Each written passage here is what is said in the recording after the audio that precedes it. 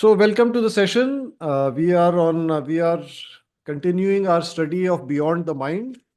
Now, someone had we had done the last sutra on page 11, but there had been a request that we should, go over it again. So, let's do that. Integrity, we are on page 11, last sutra. Integrity or wholeness is based on connectedness with the higher soul.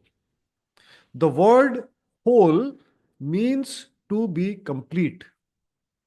A strong soul connection regulates your mind and your emotion. The size of the spiritual cord shows the degree of control of the higher soul over the incarnated soul and its vehicles. Okay, let's just quickly understand the words and then we will look at, what I understand Master is trying to tell us. So integrity means, where nothing is conflicting, no part is conflicting with another part. Yeah. And wholeness means to be complete, whole, nothing is missing, no part is missing. Then another word here is incarnated soul. That I hope you understand, the Jivatma. You know what? The part of the soul that is occupying, that is animating the body, or more correctly, the bodies. Yeah, that is the incarnated soul. The vehicles is the same as the different bodies. What bodies are we talking about? There is the physical body that you can see, you can touch. Then there is the etheric double, or the in Sanskrit we call it the pranamaya kosh. Yeah. And then the astral body, or in Sanskrit we call it the, I think, kama kosh or manumaya kosh. And then the mental body, which we call the Vijnanmay kosh, and then the causal body, which we call the Anandamay kosh in Sanskrit. The Sanskrit terms and the theosophy terms don't exactly match, but more or less they are. That is what they are talking about. So now let's try to understand this. I think Master is telling us three different things here in one sutra. Number one, he is talking about connection with the higher soul is what makes us complete. You see, too often when we are born in these bodies, we have what is called spiritual amnesia. Amnesia, you understand? Forgetting things. So when we are born, we have forgotten that we are the soul. And it is a realization that we have to work on throughout the life. And because if you look at, okay, let me show you a diagram also, and maybe we'll just keep it in front of us, and that can help us, when we are talking. Just give me a moment, please. Yeah. So we have these different bodies. Now, each of these bodies is, how should I put it? Each of these bodies has a role to play. Now, the soul aura, or the one which you see, it seems to be the outermost, but all of them are in the same space. They are all interpenetrating each other. The more subtle the aura, the further it seems to go. Now, the soul aura, or let us just say the soul, this is an important aspect of our consciousness. If we live our life with the absence of this consciousness, we have to keep reminding ourselves, I am the soul, I am the soul, I am the soul. So when you are in any situation, if you think that you are the body or the bodies, your decision making, your thinking, your attitudes will be different. If you think, no, I am also the soul, or really I am the soul occupying the bodies, your thinking, your approach, your attitude will be different. All right. I hope this is something you are able to relate to. Now, the second thing Master says. So, first thing Master is saying is, if you live life with the absence of this soul consciousness, something is missing. The integrity or the wholeness is missing. One part of you is missing.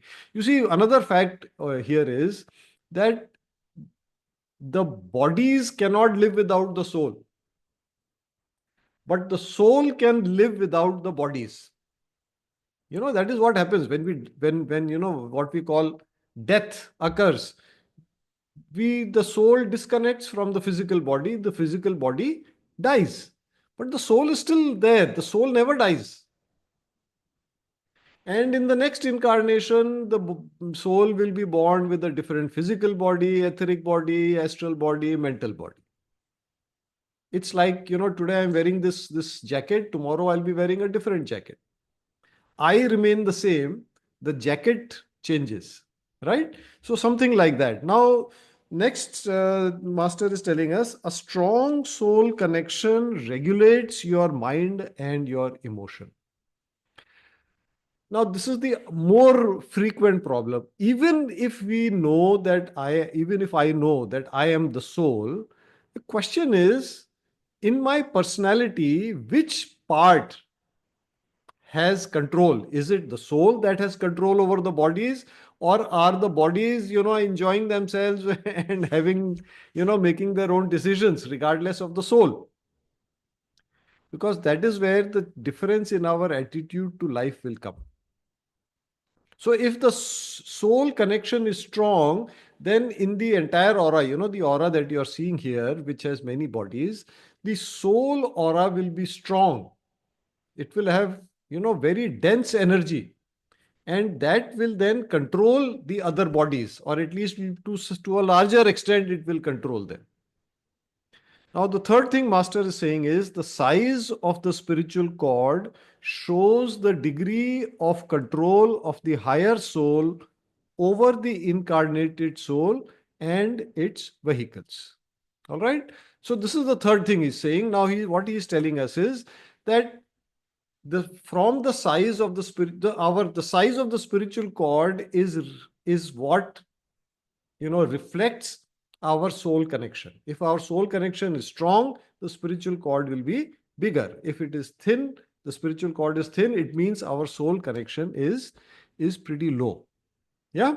So this actually gives us a practical and objective way to measure our spiritual progress. And I don't know if I talked about it the last time, but that is why it is important. And Master always advised, have a spiritual buddy.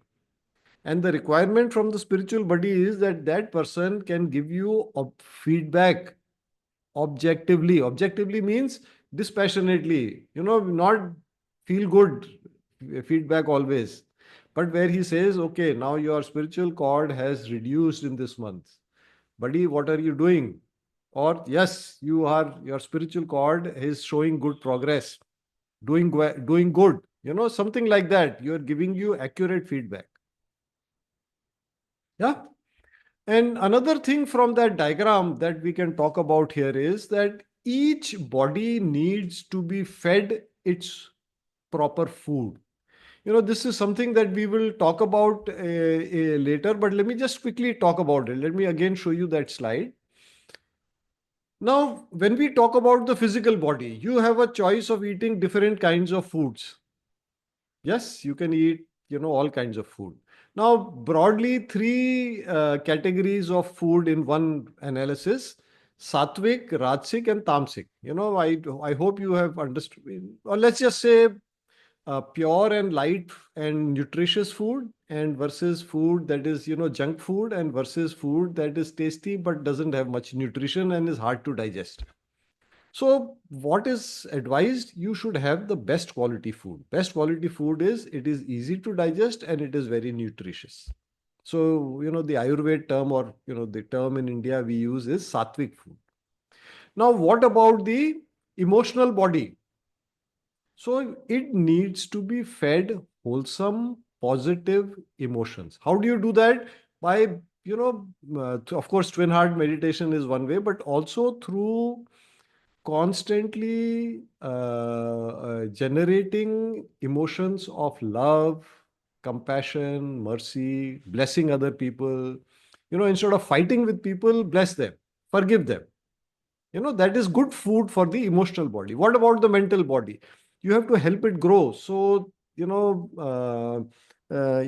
you do exercise to the physical body, so you can pick up mathematical challenges, or, logical challenges, or puzzles for the mental body. That's like exercise for the mental body. But what is the food you will give to it? You need to have, the right kind of intellectual food going to the mental body. All right. The right kind of wisdom, the right kind of knowledge. You see, there is an information overload. You need to be very selective. What are you reading? What are you listening to? You know, like that. And of course, for the soul, it's your spiritual practices, right? So this is something to keep in mind, that the bodies, if you want the wholeness to grow, in a balanced way, feed all the bodies the kind of food that they need. Okay, let's move forward. I hope we've done what we needed to do with this sutra. Let's just move on now. The evolution of the soul must be accompanied by the evolution of the physical body. The physical body must evolve up to the degree that it can register impressions from the higher soul and the spiritual experience of oneness. Now, this is really, really high level knowledge. And let me also tell you, this is very unique and very rare knowledge. You see, if you look at the previous page, I think it was Sutra number 2 on page 10. The mission of your life, of your soul, is to grow up. You remember that? And we had discussed that. We had said that the purpose of our life, the purpose of my soul in this incarnation, is to grow up. And in every incarnation, is to mature, is to progress through experiences. Now, this is the purpose of my life. But if you look at the plan for our planet, if you look at the greater purpose, the divine plan for our planet, it is not limited to me or to you or to all of us. Now, this is where it is rare information or rare knowledge that only, such a great teacher can give to us. The plan of the divine plan on earth involves not only the souls evolving, but matter must also evolve. The both should evolve together. That is why we are, that is why you see the world as it is. That is why you see the earth, or this planet and life on this planet the way it is. The both have to evolve, and this is the role of the humans. We the humans can understand this. We the humans can ensure this. We can, what should I say, accelerate it.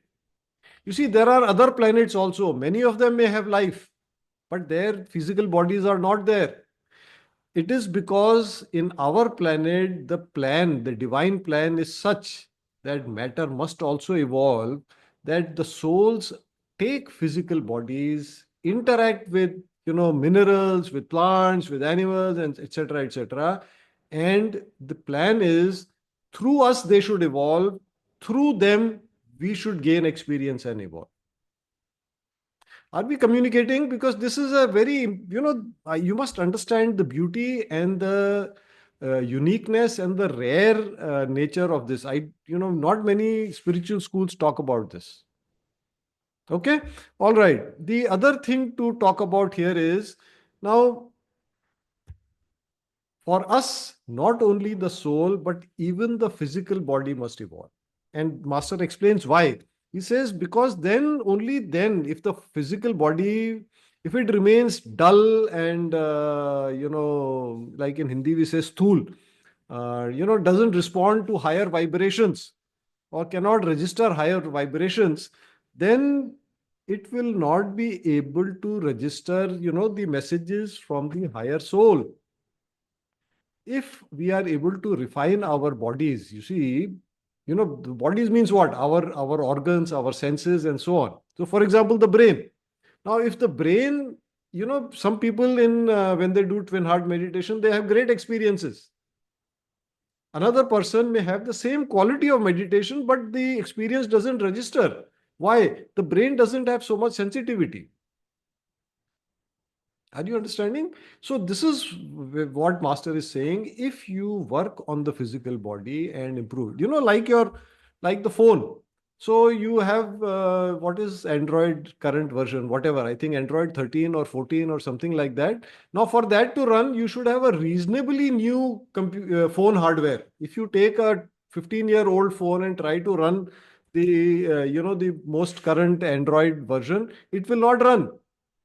Actually, Android, I don't know, but I know for sure that I have an old Macintosh computer. It doesn't run. 5 years ago, it stopped upgrading the operating system. It said the hardware is not sufficient. So same thing for us. The physical body must upgrade also. As it upgrades, it helps us on the spiritual progress. And the way to upgrade the physical body, for example, to all of us, we are very lucky. Our Hattic yoga practices, they are optimized for this purpose.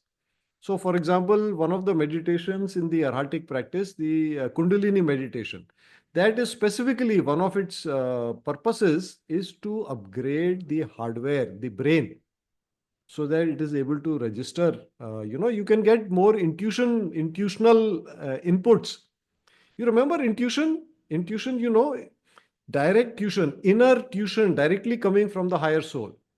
But if your hardware cannot accept it, then how will the higher soul guide you? You understand? All right. Let's move on. The greater the infusion of divine energy from the higher soul, the stronger the soul contact becomes. You become more magnetic. Soul energy is the integrating factor. So we saw this a couple of sutras earlier. As you progress spiritually, the spiritual cord becomes bigger. That means the soul contact is becoming stronger. So there is greater downpour of divine energy. If you have been using internet for a long time, in the beginning, we used to use these small modems and they would give 32 kilobits per second of data transfer. If you wanted to download something from the internet, it would come at very slow speed, 64 kilobits per second. Then it became megabits per second. And now with optic fiber and so on, we are able to do gigabits per second. So, in a sense, the cord has become thicker, the pipe has become bigger. And so we are able to get more divine energy. Now, what is the benefit of that?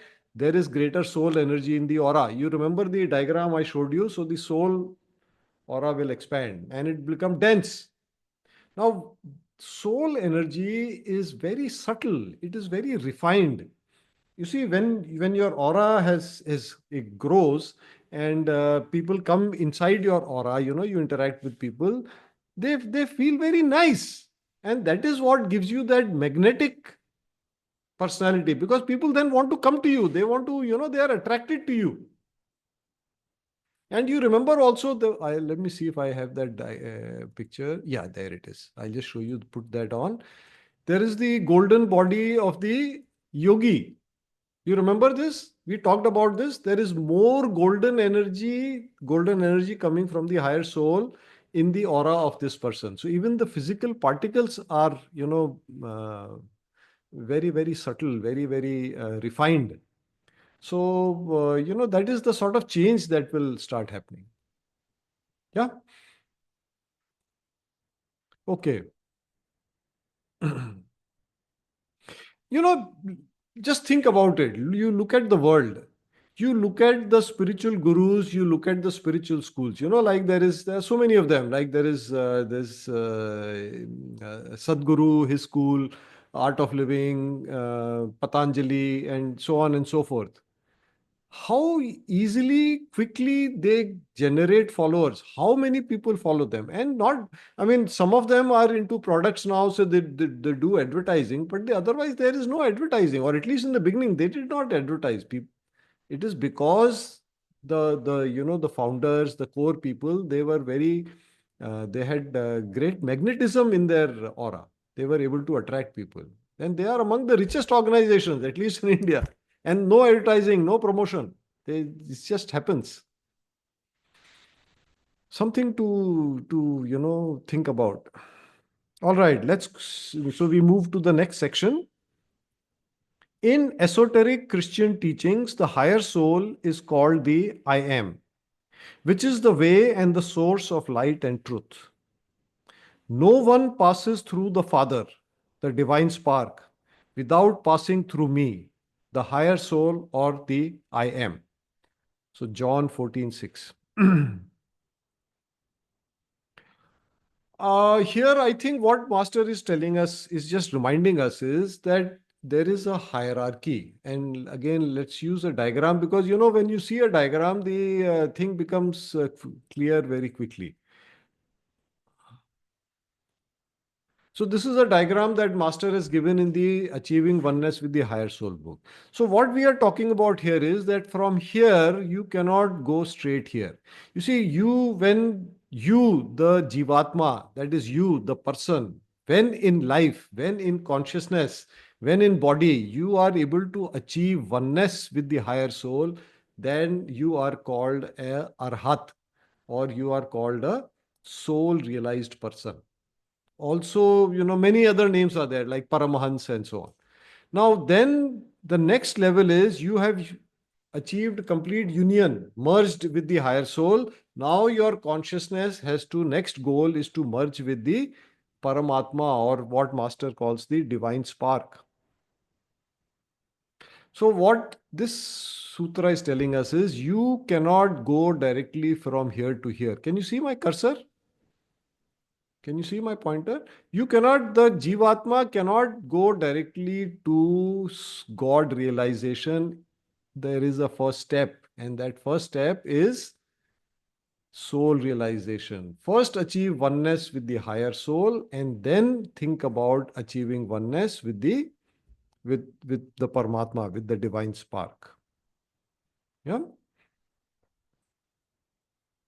And that again to us is a reminder of the importance of Arhatic Yoga. The purpose of Arhatic Yoga is to bring us to the level of Arhat. Arhat means a soul realized person. Now, in this lifetime, you may go even further. But at least in this one lifetime, it is possible if we follow the school properly, what Master has taught properly, and regularly, diligently, in this lifetime, it is possible for us to become an Arhat. Arhat means soul realized. And if you have read Patanjali Yoga Sutra, that is the promise there also. That in one lifetime, you just follow the eight limbs and you can achieve union with the higher soul. Okay, let's move on. Let's do the next two sutras together. The misunderstanding of the inner teaching of I am is the reason why some Christians became fanatical. They misunderstand the I am for the Messiah, okay, known as Rabbi Yehoshua Bar Miriam. So this name Rabbi is a form of address, is a respectful address when you call somebody Shri or Ji or Sir, or when you refer to somebody respectfully. So it is an address, respectful address. Yehoshua is, I believe, a name for Jesus. Jehovah is Jesus, and Yehoshua is used when Jesus is blessing, or he's in blessing posture, or in attitude of blessing. So that you become live, or it's a way of saying that I am receiving your blessings, something like that. And Bar Miriam means the son of Miriam. So the mother of in their language, Mother Mary was, I think, the name was Miriam.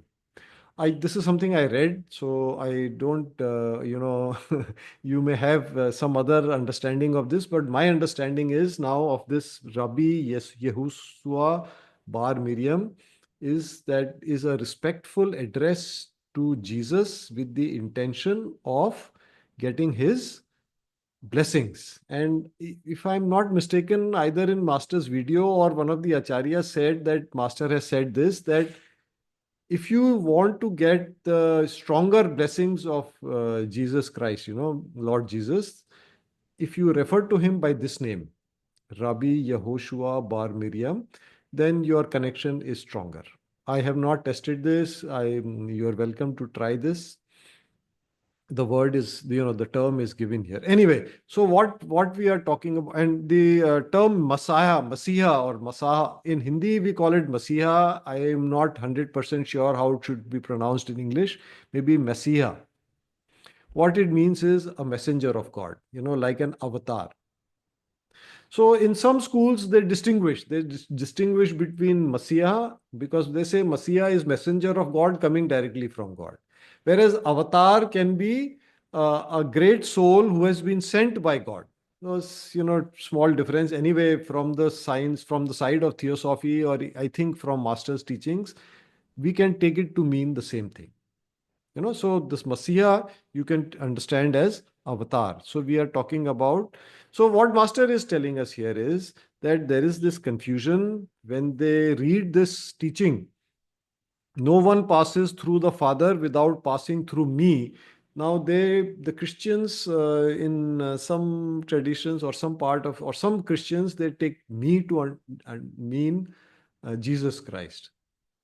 But whereas according to Master Choa, what this me means, the I am means the higher soul. All right. So that is my understanding of this. Shall we go on? Oh, all right. We've actually finished our time.